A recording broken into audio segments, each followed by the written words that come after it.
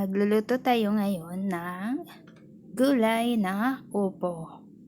Balatan na nga natin itong ating upo na lulutuin.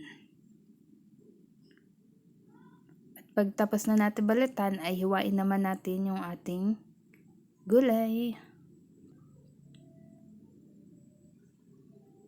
Yan, hiwain natin ng maliliit lang at maninipis para mabilis maluto yung ating gulay na upo.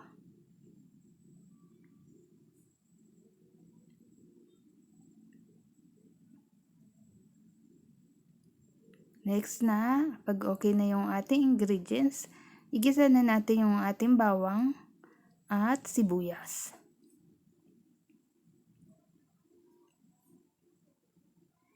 Igisa na rin natin yung ating kamatis.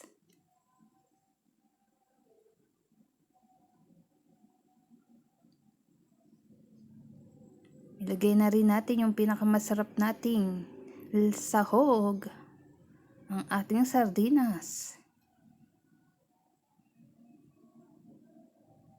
Lagyan natin ng seasoning.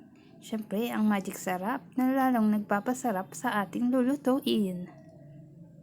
Lagyan natin ng konting paminta. Konti lang muna ang ating ilalagay. At mamaya, ititimplahan ulit natin para makuha natin yung dapat na lasa sa ating niluluto. Lagyan natin ng toyo. Haluin lang natin. At ilagay na natin ang ating masarap na gulay.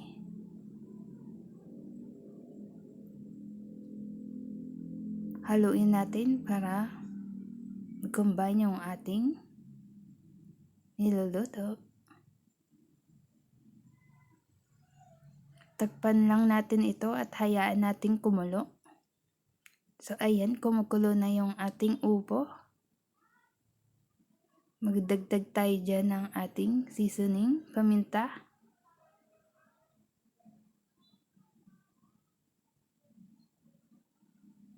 Dagdag pa tayo ng seasoning dahil matabang pa itong ating templado sa ating niluluto. At magdagdag tayo dyan ng tubig para may sabaw yung ating gulay. Hayaan lang natin ito ulit maluto. Takpan natin. So, iyan, kumukulo na. Malambot na yung ating upo. Okay na to. Ready to serve na. Thank you for watching, guys. Don't forget to like, follow, comment, and share my video. Thank you so much. Sana may natutunan kayo sa aking video.